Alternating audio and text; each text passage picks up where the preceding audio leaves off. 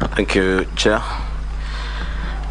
Professor, you have indicated in your CV that you have served as central bank governor.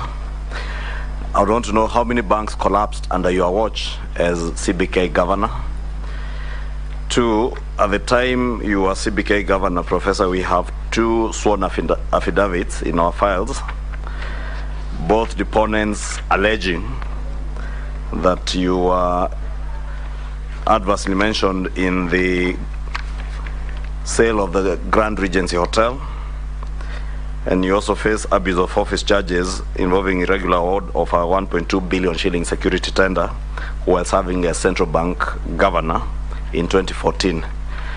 Maybe you could tell us from these affidavits the status of those 2 issues, and in your mind, in view of the provisions of Article 6 of our Constitution on issues to do with integrity, and bearing in mind that you are if you are approved, you take over one of the most important dockets in this country, where matters of integrity are central to the confidence that you build not just within Kenyans on the economy, but also with our development partners and donors.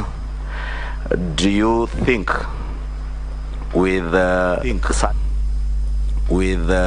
such allegations being leveled against you, you are the right man for the job?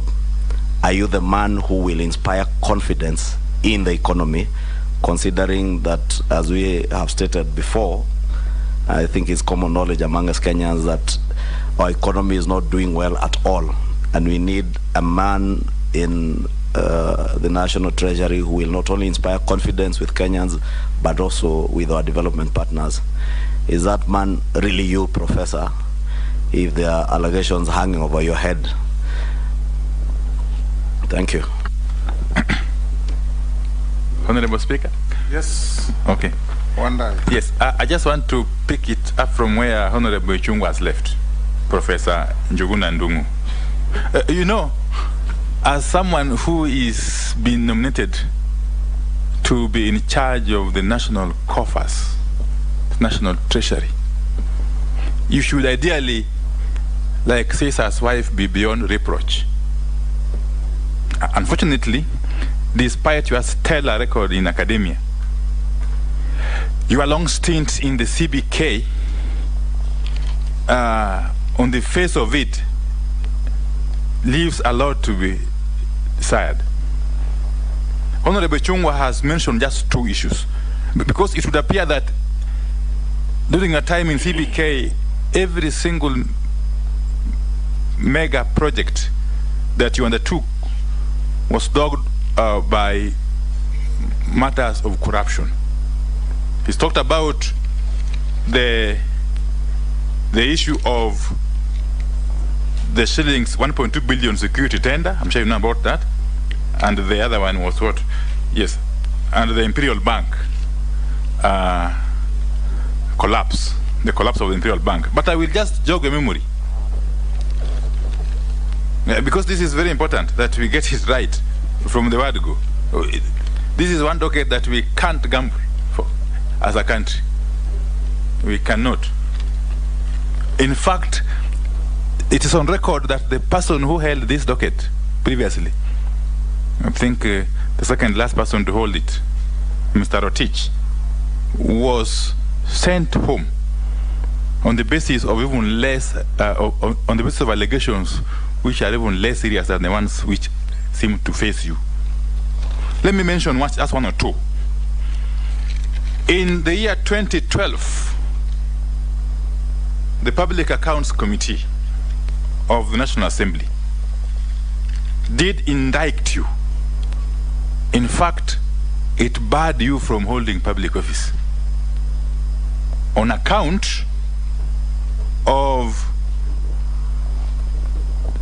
irregular procurement of printing contract to De La Rue.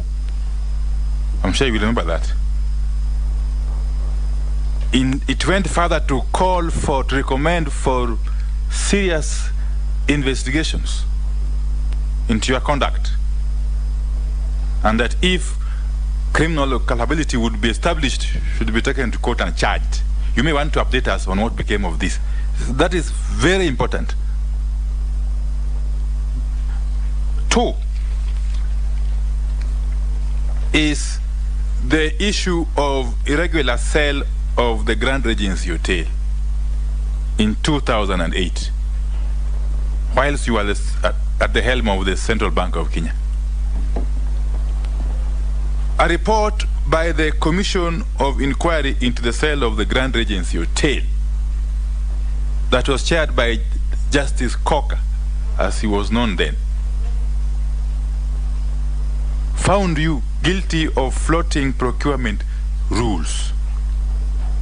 It also went ahead to accuse you of lacking transparency, honesty, good faith, and of other unprofessional actions. Serious accusations that, if you juxtapose with the tenets, the requirements of Chapter 6 of the Constitution and the Article 10 of the Constitution on values and principles of governance, then you would even wonder why you are before us, before clearing your name. It would be a travesty of justice and democracy and fairness. But I leave it at that. Yes. Yes, Junet. Thank you, Chair, for this opportunity. Chair, I want to put to the nominee that in 2011, the year 2011, when you were the CBK governor, Professor NDUNG'U, Parliament investigated you for collusion with commercial banks to weaken the Kenya shilling, which became the worst performing currency in the world then. Your failure to protect the shilling, coupled with your monetary policies, saw massive repatriation of US dollars from Kenya to money markets, which collapsed the money market in the Kenyan shilling. Even a Reuters, this survey, named you as one of the least effective bankers in Africa. With all these failures, what makes you so attractive to preside over Kenya's economy during even these harder times? And also, there is the issue of the collapsed Imperial Bank, Professor. The shareholders revealed in court filings that your spouse, Nancy NDUNG'U, exhorted the then managing director of the bank, the late Abdul Malik Jan Mohammed. The bank paid for a holiday in a luxurious hotel in Thailand. When these things came to light, you were in a hurry to liquidate the bank and cover up your role. That's the accusation they're saying in court. What's your response to that? And lastly, since you left the CBK, Professor, things have changed in this country. There was a new constitution that came in place, and the budget making process was taken to Parliament. Parliament is the one that, through the Budget and Appropriation Committee, is the one that looks into the budget of the country. We have had scenarios before, people who occupied the office before you, that office you are seeking, that who are forcing Parliament without listening to the parliamentary budget department, forcing